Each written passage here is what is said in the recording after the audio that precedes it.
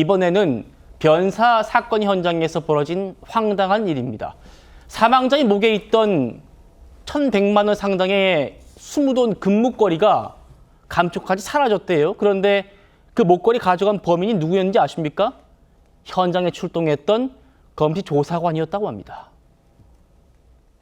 시신에 있던 목걸이 훔치신 이유가 뭔가요? 이전에도 검시 중 물품 훔치신 적 있으세요? 현장에서 범행 처음에 부인하신 이유가 있습니까? 평론가님, 지금 변사 사건 현장에서 조사를 나갔던 사람이 목걸이를 사망한 사람의 목걸이를 가져간 거라는 거예요? 네, 그렇습니다. 지난 20일 오후에 인천 만수동의 한 빌라에서 50대 남성 A씨가 숨진 채로 발견되면서 현장에 경찰 등 5명이 출동했습니다. 형사 2명이 먼저 현장에 출동했고요. 10분쯤 후에 인천경찰청 과학수사대 소속 직원 2명과 검시조사관인 A씨가 도착을 한 겁니다. 그런데 먼저 도착한 형사들이 촬영한 증거사진에는 분명 사망한 사람의 목걸이가 찍혀 있었습니다. 그런데 뒤이어서 도착한 과학수사대 직원들이 찍은 사진에는 이 목걸이가 사라지면서 범행의 전말이 시작됐던 겁니다. 아니, 어떻게 이럴 수 있죠? 변사 사건을 조사 나갔던 사람이 사망한 사람의 목걸이를 지금 훔쳤다는 건데 그걸 지금 확인했답니다, 현장에서. 그래서 현장에 있던 경찰관 4명, 또 검시조사관 1명이 서로의 몸수색까지 했는데 이걸 못 찾았다는 겁니다. 경찰 관계자 이야기 들어보시죠.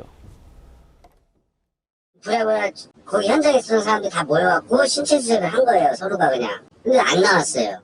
수술하게 했나 봐요. 자기들끼리 좀 믿으니까 그냥 우리 하면서 그냥 안에 있는 거 정도, 이제 조끼나 이런 데 입는 거 정도. 비닐팩 거기다가 넣어서 집에 싱크대 밑에 넣어놨더라고.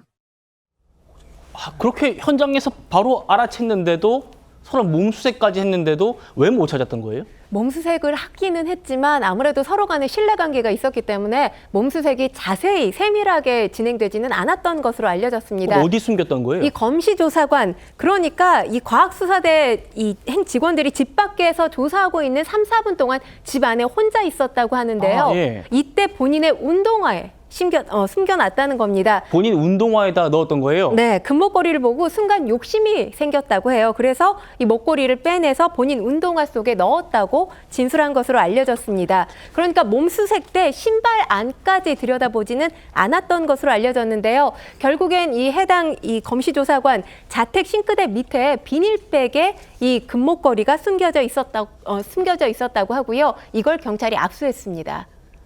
참, 설주환 변호사님, 네. 황당한 일인데 그런데 더 황당한 건 경찰이 구속영장을 청구했는데 법원이 기각을 했어요?